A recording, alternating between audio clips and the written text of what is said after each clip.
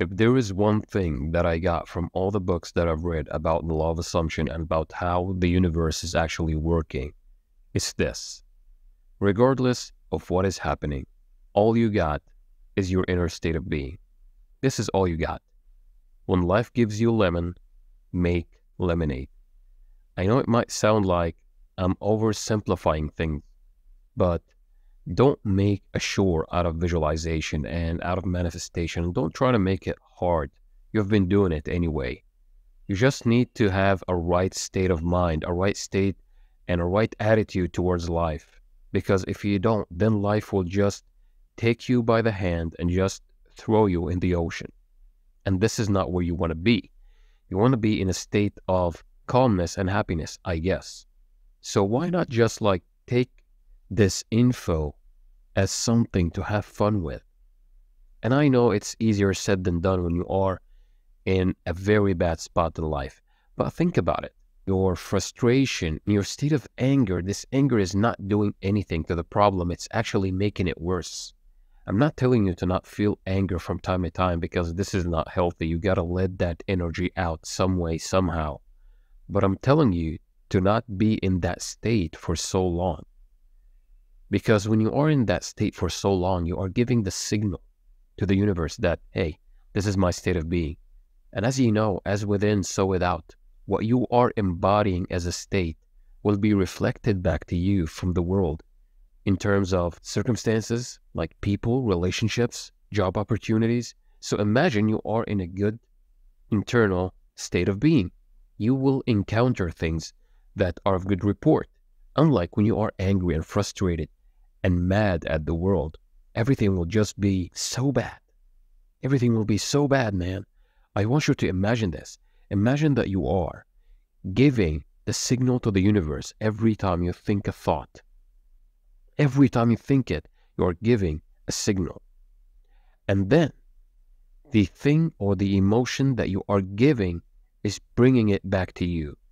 So you can think bad thoughts, but don't entertain these bad thoughts with bad emotions, with negative emotions that they are happening, because now you are bringing that thing back to you. Think about it like that. Your thoughts is creating the event and your emotion is drawing it back to you. So be very careful about what you are entertaining. And I don't want you to just take that lightly, because if you think about it, many times you said that you are afraid of something and it happened. Why? Because you were charging it emotionally. You were feeling the feelings associated with that thing. So it had to happen. Now, let's reverse that. You are imagining something lovely and you are getting that feeling of excitement, and after that, the feeling of accomplishment that it is done. What do you expect will happen? What will happen is you will draw that emotion to you. You will get that emotion back to you. You will get it. Why? Because you are giving that thought, charging it with emotion. And feeling is the secret. The feeling of accomplishment, feeling that it is done, the feeling that you are in a very calm state, that it is done. You feel the gratitude for the things that you have. This is why they always tell you, be grateful for what you have to get what you don't. When you are grateful, more things will come into your life that will be more representative of that vibration.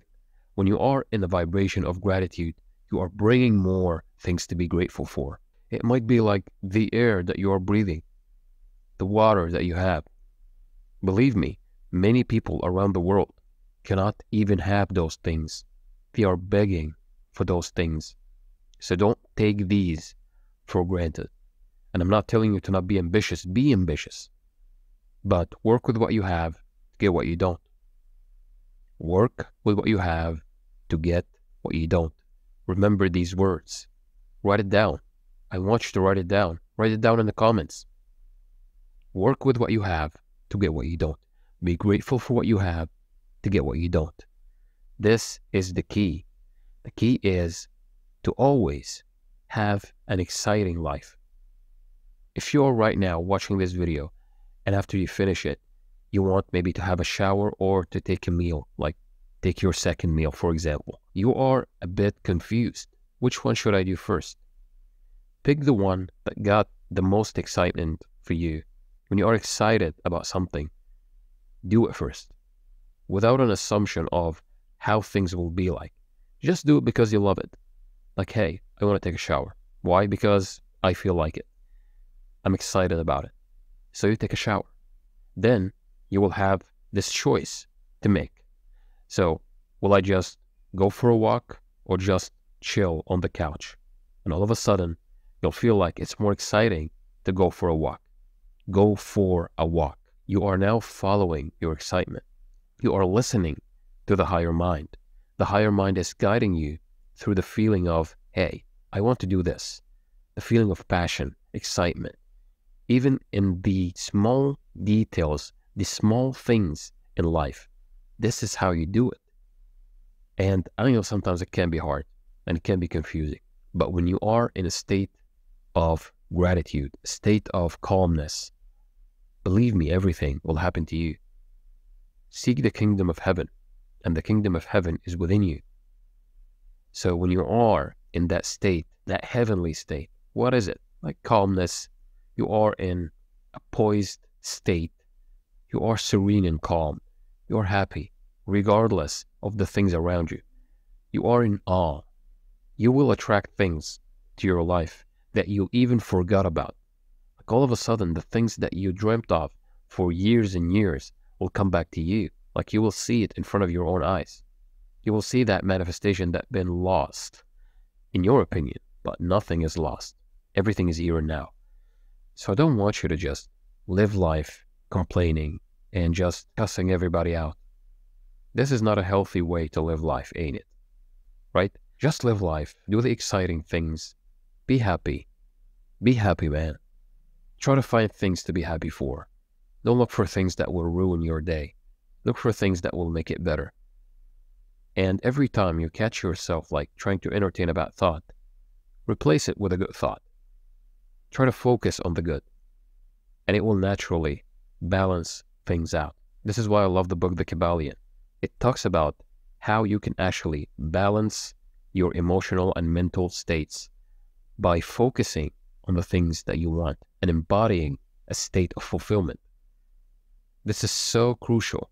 And in the New Age law of attraction, we're talking about Neville, we are talking about Joseph Murphy, we're talking about Dr. Joe Dispenza, we're talking about these guys, and they are saying the same thing, but in a different language. Why? Because now we need more evidence. We are so analytical. We need to be like watching numbers and all that to be convinced that this is working. But believe me, try it for yourself and don't wait for the outer world to tell you, hey, this is working, this is not. Try it yourself and everything will be all right. Live life, man. I don't want you to be imprisoned by all these techniques and you are making a show out of it and you are making your life miserable by watching one manifestation video, then another manifestation video, then another book, then another book. I don't want you to go into that loop. You are running in circles. I don't want you to do that. Break the cycle and just go out, enjoy life, and believe me, everything that you want will come to you easily. As simple as that. Until next video, I'll see you soon.